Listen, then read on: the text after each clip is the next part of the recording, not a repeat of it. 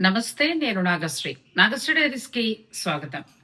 మానస సరోవర్ యాత్ర నా అనుభవాలు అందించాలి అని అనుకున్నది ఎందుకు అనంటే, చాలా మంది నెక్స్ట్ ఇయర్ అంటే ఇంక మనకు అయిపోతుంది డిసెంబర్. జనవరి నుంచి ఈ ప్రయాణానికి సంసిద్ధం కావాలి కాబట్టి, చాలా మంది పర్సనల్‌గా కూడా నాకు మెసేజ్ చేస్తున్నారండి. మేము వెళ్ళాలనుకుంటున్నాం. మీరు వెళ్లారు గదా! మీరు ఏమేం పట్టుకెళ్లారు? ఎలా వెళ్లారు? ఏ జాగ్రత్తలు తీసుకోవాలి? ఇలా చాలా అడుగుతున్నారు. సో, దాని బదులు ఒక మంచి వీడియో చేస్తే మళ్ళీ ఒకసారి నేను ఆ యాత్రని తలుచుకున్నట్టు అవుతుంది. మీ అందరికీ కూడా మరొకసారి చూపించినట్టు అవుతుందని నేను ఈ వీడియోస్ చేస్తున్నాను. మానస సరోవర యాత్ర సంకల్పం అనేది ఎలా జరిగిందనేది నేను లాస్ట్ వీడియోలో తెలియజేశాను. ఇది నిజంగా కవిత గారి పుణ్యమేనండి. నేను ఎటువంటి ప్రయత్నం చేయలేదు. ఆవిడ వెళ్దామన్నారు. మరి ఆ సంకల్ప బలం గొప్పదో ఏమో తెలీదు. ఇంకా అలా మేము ప్రయాణం అయ్యాము. అయితే ఈ ప్రయాణానికి ముందు మనం ఏంటంటే, మీరు వెళ్ళాలి అని అనుకున్నా కూడా జనవరి నుంచే మనం ఈ ప్రాసెస్‌ని స్టార్ట్ చేయాల్సి ఉంటుంది. ఖర్చు కూడా చాలా మంది అడుగుతున్నారు. 2.5-3, 3.5 వరకు కూడా అవుతుంది లాక్స్ విషయం నేను చెప్పేది. ఎందుకంటే మనం వేరే దేశం వెడతాం కాబట్టి వీసాల ఖర్చులు, ఆ తర్వాత అక్కడ అకామిడేషన్ ఇవన్నీ కూడా ఉంటాయి. సో, ఈ ఖర్చులకి సంబంధించిన వివరాలన్నీ కూడా మీరు టూర్స్ వారితోటి మాట్లాడుకోవచ్చు. ఫర్ హెడ్ నేను చెప్పేది. ఇక ఆ తర్వాత ఏంటంటే, ఈ యాత్రకు సంబంధించి నేను కవిత గారితోటి మాట్లాడి చిన్న ఇంటర్వ్యూ ఇచ్చిన తర్వాత అనుకోకుండా అద్భుతమైన రెస్పాన్స్ అండి. 500 మంది 500 ఏంటండి 1000 మంది పైనే ఆవిడకి కనెక్ట్ అయిపోయి మేమొస్తామంటే మేమొస్తామన్నారు. తర్వాత అందులోంచి చాలా జాగ్రత్తగా ఫిల్టర్ చేసుకుంటూ అలా ఆవిడ ఒక 2 బ్యాచ్‌ల కింద తయారు చేశారు. ఒక్కొక్క బ్యాచ్‌కేంటంటే ఒక 60-70 లోపు. తక్కువ బ్యాచ్‌లనమాట. ఫస్ట్ బ్యాచ్ మాది. ఫస్ట్ బ్యాచ్ అంటే మేము ఫిబ్రవరి నుంచే మేము అన్నింటికి సిద్ధపడుండాలి. ఫిబ్రవరిలో ఏంటంటే మాకు మా పాస్‌పోర్ట్స్ ఇవన్నీ ఇవ్వడము, ప్రయాణానికి సంబంధించిన డీటెయిల్స్ అన్నీ ఇవ్వడము, అవన్నీ కూడా మా వారు మొత్తం చూసుకున్నారు. ఎందుకంటే నాకు ఈ షూటింగ్‌లు, ఈ గోలలో ఉండడం వలన నేను వాటిని పెద్దగా పట్టించుకోలేదు. మిగిలినవి ఆవిడ మాకు కూడా అంత శ్రమ లేదులెండి. ఏమేం కావాలన్నారో పేపర్స్ ఇచ్చేసాం. పాస్‌పోర్ట్ అయితే మస్ట్ ఖచ్చితంగా పాస్‌పోర్ట్ ఉండాలి. మాతో పాటు ఈ జర్నీలో అమెరికా నుంచి ఒక 15 మంది దాకా వచ్చారండి. మా తిప్పలు చెప్తాను చూడండి. అనుకున్న వెంటనే ప్రయాణం అంత సులువుగా ఏమైపోదు. ఈ ప్రయాణం ఎలా సాగుతుంది? అయితే మనం ఎలా దాన్ని అంటే ఆ ఇబ్బందులను అధిగమించుకొని ఎలా వెళ్తామనేది ఇప్పుడు తెలుసుకుందాం. ఇక మే నెల రానే వచ్చేస్తుందండి. మేకి అన్నీ ప్రిపేర్ అయిపోవాలి. ఎందుకంటే జూన్ 4 తేదీన మా ప్రయాణం అని డేట్ చెప్పారు. మే నెలంతా కూడా ఏంటంటే మా పాస్‌పోర్ట్స్ అవి పంపించడం జరిగింది. అక్కడ మాకు పర్మిషన్ లభించి రావాలి. ఆ పాస్‌పోర్ట్స్ మాకు అందిన తరువాతే మేము ప్రయాణం స్టార్ట్ చేయాలి. ఇక మే నెలంతా ఇదిగో వస్తుంది, అదిగో వస్తుంది, అదిగో వస్తుంది, ఇదిగో వస్తుందని మేము ఎదురు చూపులతోటే సరిపోయింది. అయితే జూన్ 4 రాలేదండి. చాలా నిరుత్సాహపడిపోయాం. ఆఖరి అంటే ఇంకొక 4 రోజుల్లో వచ్చేసాం. ఇంక వెళ్తామో తెలీదు, వెళ్ళమో తెలీదు. ఎట్టి పరిస్థితుల్లో మన పాస్‌పోర్ట్‌లు మనకొచ్చేస్తాయి. పర్మిషన్ తోటొస్తాయి. మనం బయలుదేరిపోతాం అని కవిత గారు చెప్పారు గానీ, ఇక ఆఖరి నిమిషంలో రాలేదు. అందరం నిరుత్సాహపడిపోయాం. అయ్యో! ఏంటి ఇట్లా మనం వెళ్దామని అనుకున్నాం. ఇలా జరిగిందని అందరం నిరుత్సాహపడ్డాం. అయితే జూన్ నెల అయితే మాకు అవ్వలేదు. ఇక జూన్ నెల మొత్తం 20 డేట్ ఆ నెలంతా వెయిట్ చేసాం గానీ మాకు పర్మిషన్ రాలా. ఆ సమయంలోనే కొంచెం వానలు ఎక్కువగా పడడం. ఆ తర్వాత జూన్ ఎండింగ్‌కొచ్చేటప్పటికి ఏమైందంటే, నేపాల్ నుంచి మనం టిబెట్ బోర్డర్‌కి వెళ్ళే ఒక వంతెనుంటుంది. అదేమో వర్షాలు కొట్టుకుపోవటం. ఇట్లాంటి చాలా ఆటంకాలొచ్చాయండి. ఇంక ఆఖరి నిమిషం వరకు కూడా మాకు నమ్మకం లేదు. అయితే ఇంక లాస్ట్ మినిట్‌లో ఏమనుకున్నామంటే, ఇంక మళ్ళీ వెళ్ళడం కష్టం కాబట్టి 2 బ్యాచుల్ని కలిపేసుకొని తీసుకెళ్ళడమే ఇంక బెటర్ అని టూర్స్ వారు, కవిత గారు అందరూ కూడా నిర్ణయించుకోవడం జరిగింది. ఒకేసారి 150 మంది బయలుదేరామండి. ఆ 150 మంది ఎప్పుడు బయలుదేరామంటే, జూలై 9న బయలుదేరాం. జూలై 9న మా ప్రయాణం స్టార్ట్ అయింది. ఈ ప్రయాణానికి ముఖ్యంగా మనకి కావాల్సిందేంటంటే, సౌకర్యవంతంగా ఉండే బట్టలండి. చాలా మంది మా జర్నీలో తెలుసో తెలీదో, తెలియకో తెలీదు కానీ నార్మల్‌గా చీరలతోటే వచ్చేసారు. చాలా ఇబ్బంది పడ్డారు ఆ చలిగాలికి దానికి. ఆ తర్వాత ఏంటంటే షూ ఖచ్చితంగా ఉండాలి. ఆ షూ అలవాటు పడటం కోసమే మనల్ని ముందుగా నడవమని చెప్తారు. షూ లేదు. చెప్పులతోటొచ్చేసారు. అది చాలా కష్టం. సాక్సులుండాలి, షూస్ ఉండాలి. షూస్ కూడా కొంచెం బ్రాండెడ్ తీసుకుంటే మనకి నడకకి ఎటువంటి ఇబ్బంది లేకుండా ఉంటుంది. అంటే ఇక్కడ నేను చెప్పేది ఏంటంటే, వారు వెళ్లారు, వీరు వెళ్లారని ఉత్సాహంగా బయలుదేరిపోవడం కంటే కూడా, మీరు చెయ్యగలరా? లేదా? అనేది మీరు ముందుగా మిమ్మల్ని మీరు ప్రశ్నించుకుని, దానికి ఆన్సర్ దొరికితేనే యాత్ర చేయండి. అది మానస సరోవర్ అయినా, కేదార్‌నాథ్ అయినా, ఇంకా ఏ యాత్ర అయినా. ఎందుకంటే, యాత్రలకు చేసినప్పుడు మనం అనుకున్నట్టుగా ఉండదు. టూర్స్ వారు పాపం అన్ని మనకు మంచిగా ఇవ్వాలనే తీసుకెళ్తారు. ఎక్కడా కూడా దారిలో వదిలేసి బాధ పెట్టాలని ఎవ్వరూ తీసుకెళ్లరు. కానీ అక్కడికి వెళ్ళిన తర్వాత అనుకోకుండా ఇంకొకటి ఏదో జరిగిపోతూ ఉంటుంది. అంటే అన్నింటికి మనం తట్టుకునేలాగా సిద్ధంగా ఉండాలి యాత్రలు అనే వాటికి. ఇక మానస్ సరోవర్కి ఏంటంటే మనం స్వెటర్స్ దగ్గర నుంచి మఫ్లర్, ఆ తర్వాత గ్లౌజులు, షూస్, సాక్స్, ఎక్కువగా ప్యాంట్ షర్ట్స్ లాంటివి యూజ్ చేసుకుంటే చాలా మంచిది. లేదా అవి అలవాట్లు లేవనుకుంటే డ్రెస్సెస్ కొంచెం కంఫర్ట్‌గా ఉండేవి పెట్టుకుంటే సరిపోతుంది. అయితే కవిత గారు ఎప్పటికప్పుడు జూమ్ మీటింగ్ తీసుకుంటారు. మనకి లిస్ట్ కూడా వస్తుంది. ఎన్ని డ్రెస్సులు పట్టుకెళ్ళాలి, మనం ఏమేం పట్టుకెళ్ళాలి, ఏం మందులు పట్టుకెళ్ళాలి, ఇవన్నీ కూడా వాళ్ళు లిస్ట్ ఇస్తారు. ఆ లిస్ట్ ప్రకారంగా మేమన్నీ కూడా సర్దుకున్నాము. ఇక మా ప్రయాణం మొత్తానికి స్టార్ట్ అయిందండి. అది మేమేంటంటే ఢిల్లీ వరకు వెళ్ళి ఢిల్లీ నుంచి నేపాల్‌కి వెళ్ళాం. ఎయిర్ ఇండియాలో బుక్ చేశారు. నేపాల్‌కి చేరుకున్న తరువాత ఇక అక్కడి నుంచి మా మానస్ సరోవర్ యాత్ర అనేది అంటే ఎలా చేశాము, నేపాల్‌లో ఏం చూసామనేది ఈ వీడియోలో తెలుసుకుందాం. వారు లిస్ట్‌లో ప్రతీదీ ఇచ్చింది ఇచ్చినట్టు తీసుకున్నాం. అంతే కాకుండా ఇంకొక ఎక్స్‌ట్రాగా కూడా మేము థర్మల్స్ అవన్నీ కూడా పెట్టుకున్నామండి. ఎందుకంటే ఎక్కడైనా వర్షం అది కురిసినా మళ్ళీ మనకి ఇబ్బంది లేకుండా ఉండడానికి.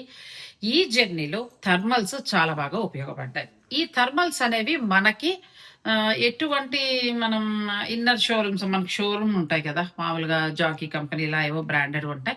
అక్కడ తీసుకుంటే వారిని అడిగితే వారిస్తారు. చక్కగా మనం లోపల పెట్టికోట్ బదులు ఆ ఇన్నర్‌కి మనం అలా థర్మల్‌తో ఉన్నది వేసేసుకొని ప్యాంట్ కూడా అది వేసేసుకుంటే మనకి ఎటువంటి ఇబ్బంది ఉండదు.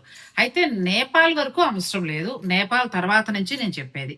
ఇక మిగిలినవన్నీ కూడా వాళ్ళు మనకి ప్లానింగ్‌గా తీసుకుంటారు. నేను కవిత గారితోటి ఒక మంచి వీడియో కూడా ఇండియాకి వెళ్ళగానే ప్లాన్ చేస్తానండి. ఆవిడ నంబర్ కూడా నేను నెక్స్ట్ వీడియోలో ఇస్తాను. మీరు రావాలనుకునేవారు మీరు ఆవిడని కాంటాక్ట్ అవ్వచ్చు. మేము ఎయిర్ ఇండియాలో నేపాల్‌కి చేరుకున్న తరువాత మాకు నేపాల్‌లో పరిస్థితులు కూడా మీకు చెప్తానండి. నేపాల్‌కి మేము చక్కగా చేరుకున్నాం ఉత్సాహంగా. అంటే షెడ్యూల్ ప్రకారం ఎలా వెళ్ళాలి అనంటే చూడండి, జూన్ 4 అనుకున్నాం. పోస్ట్‌పోన్ అయిపోయింది. మాకు అసలు వీసాలు, పర్మిషన్‌లు రాలేదు. ఇంక వెళ్ళమనే అనుకున్న ఆశ వదిలేసుకున్నాం. మళ్ళీ ఆ శివయ్య నామస్మరణం చేసుకుంటూ వెడతామా వెళ్ళమా, వెళ్తామా వెళ్ళమా అని టెన్షన్ పడ్డాం. మొత్తానికి 2 బ్యాచ్‌లని క్లబ్ చేసి జూలై 9 దాటిన తర్వాత మా ప్రయాణం స్టార్ట్ అయింది. ఏమనుకున్నాం నేపాల్‌లో ఇవాళ దిగాం కదా! రేపొద్దున్నే మనం శివ దర్శనం చేసేసుకుంటాం.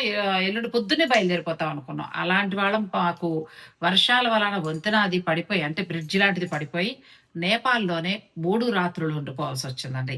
ఇక్కడే మనం టూర్స్ వారిని అర్థం చేసుకోవాలి. టూర్స్ వారు మన దగ్గర తీసుకున్న డబ్బులేంటంటే, ఒక రోజు స్టే చేయడానికే వారు తీసుకుంటారు. మిగిలిన 2 రోజులు స్టే ఖర్చు టూర్స్ వారే పెట్టుకోవాలి. మనం ఏమనుకుంటాం అంటే, మనం ఇంత అమౌంట్ ఇచ్చేస్తున్నాం, మనకి ఇది చేయలేదు, అది చేయలేదు అని అనుకుంటాం. ఇచ్చిందేమో స్టార్ హోటల్ అకామిడేషన్. సో, భోజనాలు ఎలా ఉంటాయి, రూమ్స్ ఎంతెంత రెంట్ ఉంటాయి అన్నీ మనందరికీ తెలుసు. అక్కడ ఏమైపోతుందంటే ఇలాంటి యాత్రలప్పుడు అనుకున్న డేట్ కంటే కూడా డ్యూ అయిపోతూ ఉంటుంది. సో, అలాంటప్పుడు ఏంటంటే అదంతా టూర్స్ వారు పాపం చాలా ఇబ్బంది పడతారు. అది ఎవరైనా కావచ్చు. కవిత గారా, ఇంకొకరా అనేది.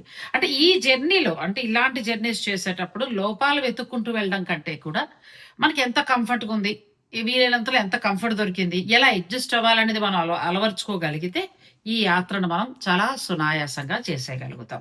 ఇక నేపాల్‌కి చేరుకున్నాక మాకు చాలా మంచి హోటల్ అండి. ఆ 2 కూడా నేపాల్‌లో చాలా ప్రెస్టీజియస్ హోటల్స్. కవిత గారితోటి వెళ్ళిన మొత్తం జర్నీలో ప్రతి హోటల్ కూడా బావుంది. హోటల్‌లోనే మేము ఆ రోజు దిగాము. చక్కగా ఈవినింగ్ అంతా కూడా నేపాల్ చూడటానికి వెళ్ళాం. నేపాల్ అంతా చూసాం. నేపాల్ బావుంది. చిన్న చిన్న దేవాలయాలు ఇవన్నీ కూడా చూసాం. పశుపతినాథ్ ఆలయ ప్రాంగణంలోనే ఇలా యాత్రలకు వెళ్ళేవాళ్ళు. ముఖ్యంగా అక్కడ హోమాది కార్యక్రమాలు కూడా చాలా బాగా చేయించుకుంటూ ఉంటారు. రుద్రహోమం లాంటిది మాకు ప్లాన్ చేశారు కవిత గారు. నేపాల్ పండితులతో పాటు మీకు ఈ విషయం చెప్పడం మర్చాను. మాతో పాటు నలుగురు అయ్యవార్లను కూడా ఆవిడ తీసుకొచ్చారు. నలుగురు అయ్యవార్లు కూడా వారి వారి విద్యల్లో నిష్ణాతులు. చక్కగా అక్కడ హోమ కార్యక్రమాన్ని, ఆ తర్వాత పశుపతినాథ్ ఆలయంలో స్వామివారి దర్శనాన్ని. పశుపతినాథ్ ఆలయం మాత్రం చాలా అంటే విపరీతమైన రష్ అండి. కానీ పెద్ద ఇబ్బంది ఏముండదు. ఒక గంట, గంటన్నరలో మనకు దర్శనాలు అయిపోతూ ఉంటాయి. ఇక రోజంతా కూడా శివాలయ దర్శనాలు చేసుకున్నాం. రూమ్‌కొచ్చాం, భోంచేసాం. సాయంత్రం మాకు మీటింగ్ కండక్ట్ చేశారు. అందరిని కూర్చోబెట్టి మీటింగ్‌లో ఏంటంటే మనం ఎలా వెళ్తాము, మనం ఇంకా ఏం జాగ్రత్తలు తీసుకోవాలి, ముందుకెళ్ళే కొద్దీ మనం ఎలా ఉండాలి, అవన్నీ కూడా వాళ్ళు వివరంగా చెప్పారు. మేమేమంటున్నాం అంటే నెక్స్ట్ డే బయలుదేరిపోతున్నాం అనుకున్నాం. నెమ్మదిగా అప్పుడు చెప్పారు. నాకు పర్మిషన్ అక్కడ బ్రిడ్జ్ పడిపోవడంతోటి వెహికల్స్ అన్నీ ఎక్కడ పడితే అక్కడ ఆపేస్తున్నారు. సో, మనం ఎక్కడో అరణ్యాల్లో రోడ్ల మీద ఆగిపోవడం కంటే కూడా హోటల్‌లో ఆగిపోతేనే బెటర్ అన్నారు. సో, ఇంక మేము ఆ రోజు రాత్రి అక్కడ ఉండిపోయి నెక్స్ట్ డే కూడా ఉండిపోయి ఆ తర్వాత వెళ్ళాం. నెక్స్ట్ డే మార్నింగే బయలుదేరాలి. కానీ ఈ వానల వలన కొండ చర్యలు పడ్డం వలన ఏంటంటే ఇంకొక రోజు నేపాల్లో ఉండిపోయాం. అలా ఉండిపోయేటప్పటికి అందరికీ మళ్ళీ నీరసం వచ్చేసింది. అగో నిజంగా వెడతామా వెళ్ళమా? నాకైతే మనసుకి భయం. ఏంటి ఇక్కడ దాకా వచ్చాం ఏమైనా ఇబ్బంది అవుతుందా అని. ఎందుకంటే అంతకుముందు వార్తల్లో చూపించింది ఏంటంటే కొండ చర్యలు వంతెన పడిపోయి మొత్తం ఎన్ని కిలోమీటర్ల కొండ ఎక్కి దిగారంట. అది చూసి మా పిల్లలు కూడా చాలా టెన్షన్‌గా ఉందమ్మా మీరు కూడా అలా కొండల్లో నడవాలేమో చూసుకోండి జాగ్రత్త అని. కానీ చాలా కవిత గారు తీసుకున్న టీమ్ అయితే వాళ్ళు నేపాలీ వాళ్ళు, ఆ తర్వాత టిబెట్ హెల్ప్ తీసుకున్నారావిడ. చాలా చక్కటి ప్లానింగ్ అండి. ఎటువంటి ఇబ్బంది లేదు. అంటే నేను మిగతా టూర్స్ వాళ్ళు, మిగతా వాళ్ళు వెళ్ళిన ఇబ్బందులు నేను చూసిన మీదట కవిత గారు ది బెస్ట్ అనే చెప్తాను. అంటే ఆవిడేదో నాకు ఇష్టమనో, నన్ను నన్ను చక్కగా రండి మానస సరోవర్ అని ప్రోత్సహించి తీసుకెళ్లారనో నేను ఆవిడ గురించి చెప్పట్లేదు. మిగతా వాళ్ళు వెళ్ళింది, వాళ్ళు పడిన ఇబ్బందులు గమనించుకొని చూసిన తర్వాత ఈ ప్రయాణం చాలా హాయిగా అనిపించింది.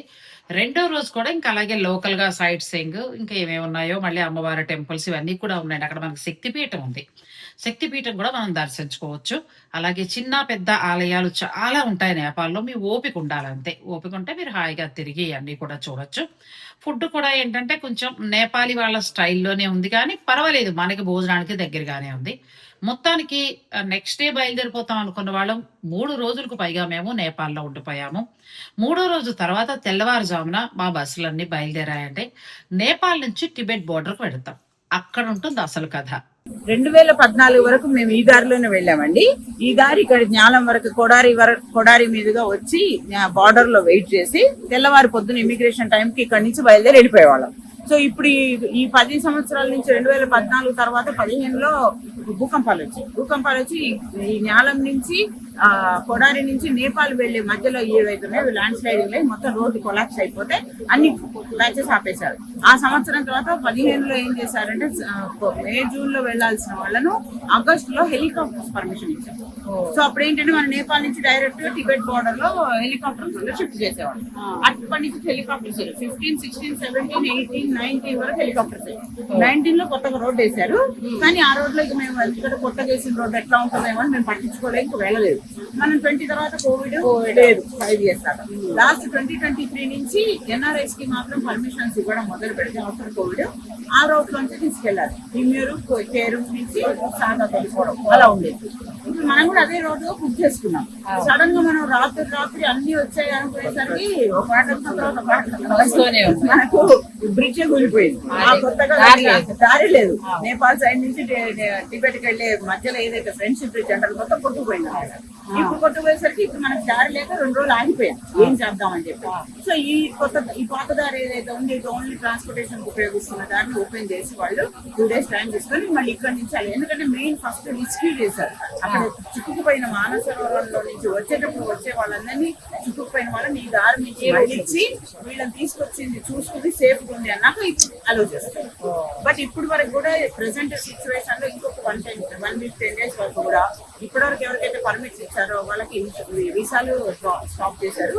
అండ్ ఇప్పుడు వీసాలు ఇవ్వాలి అని అప్లై చేసిన వాళ్ళు కూడా సైన్ చేయట్లేదు, రిలీజ్ చేయట్లేదు.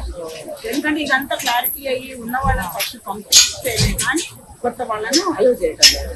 సో మన అదృష్టానికి వాళ్ళ 2 రోజులు లేట్ అయినా పర్వాలేదు. మళ్ళీ కాఠ్మండూలో కూడా ఉంచాను నేను. ఉంచి ఈ దారి మధ్యలో అదే కదా రోడ్డు కూడా చాలా పాడైంది. అందరూ వచ్చిన వాళ్ళందరూ నిన్న మొన్న వచ్చిన వాళ్ళు అక్కడ బస్సులు దిగి 2 kilometers నడుచుకుంటారు. బట్ మనం డైరెక్ట్ ఇంకొక డౌట్, ఇప్పుడు మనకి నేపాల్ వస్తుంది ఇప్పుడు ఇక్కడ నుంచి మనం ఇక్కడ నుంచి బ్రిడ్జ్ దాటి ఇమిగ్రేషన్ చేసుకుని టిబెట్ లోకి వెళ్తాం. ఎంటర్ అయిన తర్వాత వాళ్ళ బస్సులు అవి మన బస్సులు అనమాట. ఇప్పుడు మనం అక్కడికి వెళ్ళిన తర్వాత మనకి అలాట్ చేసిన బస్సులలో మన టిబెట్ గైడ్ అక్కడ ఉంటాడు. ఆ టిబెట్ గైడ్ ఉన్నాడు. ఆయన వెళ్ళి మనకి ఎవరెవరు ఏ బస్సులో ఉన్నారు అనేది అక్కడ వాళ్ళు డిసైడ్ చేస్తారు. మనం అటు వెళ్ళిపోతాం. ఇప్పుడు ఈ నేపాల్ బస్సులు వాళ్ళు ఇక్కడ నుంచి టూరిస్ట్ ఇప్పుడు రేపు రిటర్న్ కూడా మనం అంతే. ఇన్ కేసు మన అదృష్టం ఆ రోడ్డు బ్రిడ్జ్ వేసేసి అయిందంట మళ్ళీ అదే రోడ్డు వెళ్తాం. చాలా రండి నిజంగా అసలు బుర్రను కూడా పాదరసంలో పరిగెట్టిస్తున్నారు. మొత్తం 150 మంది అన్ని బ్యాగులు అన్ని స్వెటర్లు వేసుకుని మొత్తం నిలబడి ఉన్నారు. నెక్స్ట్ వీడియోలో టిబెట్ బోర్డర్కి వెళ్ళిన తర్వాత అక్కడి నుంచి అసలు ఎలాంటి పరిస్థితులు ఎదుర్కొన్నాం అసలు కథలోకి వస్తానండి. ఇప్పటి వరకు ఏంటంటే మేము ప్రయాణం ఎలా చేసాము, నేపాల్ అందరం పెడతాం. నేపాల్ అందరం సరదాగా సైట్ సీయింగ్కి వెళ్తాం, సరదాగా చూస్తాం. నేపాల్ నార్మల్గా ఉంది, మామూలుగా మన వెదర్ లానే ఉంది, హాయిగా ఉంది. ఇలాగే ఉంటుందనే భ్రమలో ఉన్నాం చాలా మంది కూడా. చెప్పాను కదండి, చాలా మంది లేడీస్ అయితే ఒక 10-15 మంది లేడీస్ అయితే ఓన్లీ చీరలే, అవి కూడా నార్మల్ శారీస్, దిట్టంగా ఉండే చీరలు కాదు. చెప్పులు, షూస్ లేవు. నేను కూడా ఒక మూట్ల వాళ్ళు కూడా చెప్పులు వేసుకున్నారు, ఏ షూ వేసుకుంటాం అని షూ లోపల పడేసి చెప్పులు కూడా తీశాను. ఇలాంటివన్నీ చిన్న చిన్న పనులన్నీ చాలా చేశాం. ఇక అసలు కష్టం అనేది అసలు ఏంటి, మా ప్రయాణంలో ఉన్న ఈ థ్రిల్ అంటారా, లేకపోతే మాకు టెన్షన్ అంటారా, అసలు ఏంటో మానస్ సరోవర్ అంటే ఏంటో తెలిసేది రేపు మార్నింగ్ మా బస్సులు బయలుదేరి టిబెట్ బార్డర్కి వెళ్ళిన తర్వాత. మేము బయలుదేరి టిబెట్ బార్డర్ దగ్గరికి వెళ్తాను అండి. అక్కడ చక్కగా మాకు పర్మిట్ అన్ని కూడా బాగా క్షేమంగా మంచిగా అయిపోయి, ఎక్కడ ఇబ్బంది అవ్వలేదు. వీసా స్టాంపింగ్ కూడా అయిపోయింది. టిబెట్ బార్డర్లో అడుగు పెట్టేశాం. ఇక్కడి నుంచి ఉంది అసలు కథ. నెక్స్ట్ వీడియోలో అందిస్తాను. వీడియోని మీరు స్కిప్ చేయకుండా చివరి వరకు చూసేయండి. ఓం నమ శివాయ. Thank you.